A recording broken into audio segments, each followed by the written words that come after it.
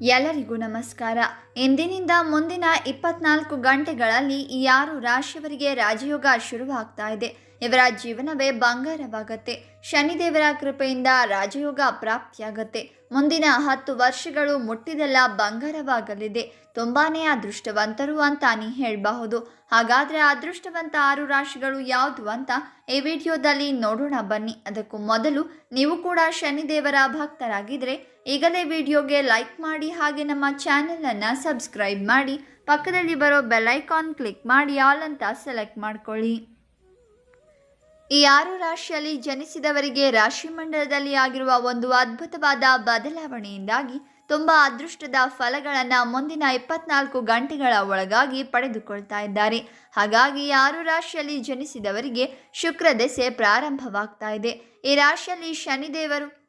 ರಾಶಿಯಲ್ಲಿ ಜನಿಸಿದವರು ಯಾವುದೇ ಕೆಲಸವನ್ನ ಕೈಗೊಂಡರೂ ಕೂಡ ಆ ಕೆಲಸದಲ್ಲಿ ಊಹಿಸಲಾಗದಷ್ಟು ಲಾಭವನ್ನ ಪಡೆದುಕೊಳ್ತಾರೆ. ಹಾಗೆ ಈ ರಾಶಿಯಲ್ಲಿ ಜನಿಸಿದವರ ಘನತೆ ಗೌರವ ಉತ್ತುಂಗಕ್ಕೆ ಏರುತ್ತೆ.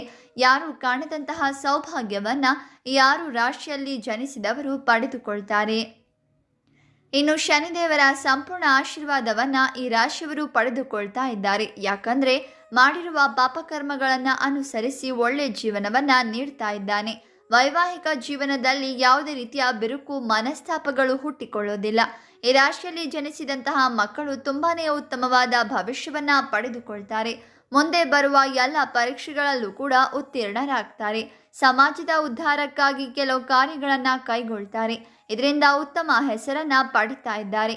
ಎಲ್ಲರಿಗಿಂತ ಉತ್ತಮ ಸ್ಥಾನವನ್ನ ಪಡೆದುಕೊಳ್ತಾ ಇದ್ದಾರೆ.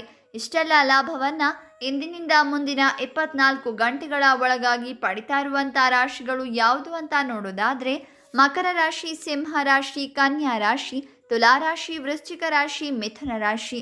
ಇವುಗಳಲ್ಲಿ ನಿಮ್ಮ ರಾಶಿ ಇದ್ರೂ ಇಲ್ಲದೇ ಇದ್ರೂ ಭಕ್ತಿಯಿಂದ ಓಂ ಶನಿದೇವ ಅಂತ ಕಾಮೆಂಟ್ ಮಾಡಿ.